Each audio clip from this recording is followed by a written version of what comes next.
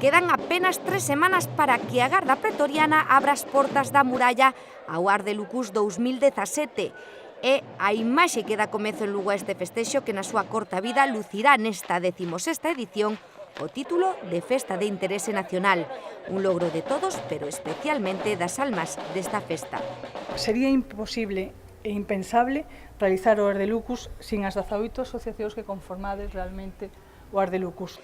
Unha boa representación delas participaron na presentación desta cita que tivo lugar na emblemática Praza Pío XII, onde o deporte romano, unha das apostas novidosas deste ano, cobrará especial protagonismo no Imperio. Algunha destas actividades deportivas serán nesta praza onde hoxe nos atopamos, praza emblemática tamén, e non quero deixar de pasar por alto que para min das máis simbólicas da cidade, porque concurren aquí esos 3 patrimonios da humanidade: Catedral, Murallo Fondo e Camiño Primitivo. O deporte será unha das 40 novidades que se verán polas rúas da cidade. Outras? Novidades, pois temos as Fillas de Apolo, o xuízo a Livia Augusta, o espectáculo de Queiman e Pousan que estrenan en Lugo Mil Sons. Cobro de impostos e unha moeda dedicada á muller polas cors serán outras apostas. E para os máis pequenos, No Miúdo Arde temos unha pequena obra de teatro que para a partir de nenos e nenas de 3 anos, que tamén nos temos en conta. Está o Miúdo Arde, está o Ludus Luki na Plaza do Ferrol, en donde durante todo o día, desde o venres pola tarde, sábado e domingo todo o día, haberá actividades para os mozos rapaces e rapazas que queiran participar. Novas incorporacións, pero manteránse espectáculos que ano tras ano enchen as plazas de multitude de xente como o circo ou a loita de gladiadores dos italianos Ars Magicandi.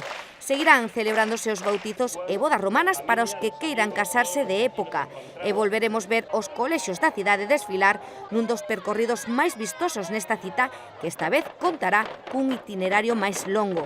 En total, máis de 300 actividades para todos os públicos que porán en escena 44 asociacións de recreación histórica. 18 de Lugo, pero tamén participarán de Galicia, Xinzo, resto de España, Navarra, Cantabria, Tarragona, Baleares, incluso de Italia, Portugal e Rumanía. 3 días de reencontro cos antepasados desta urbe que recibirá a miles de persoas e deixará uns 12 millóns de euros na cidade.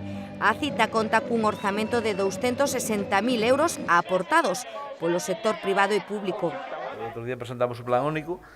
Neste plan único destinamos 300.000 euros a 305.000 euros a colaborar con todas estas festas porque creemos que son importantes para dinamizar e reactivar a economía.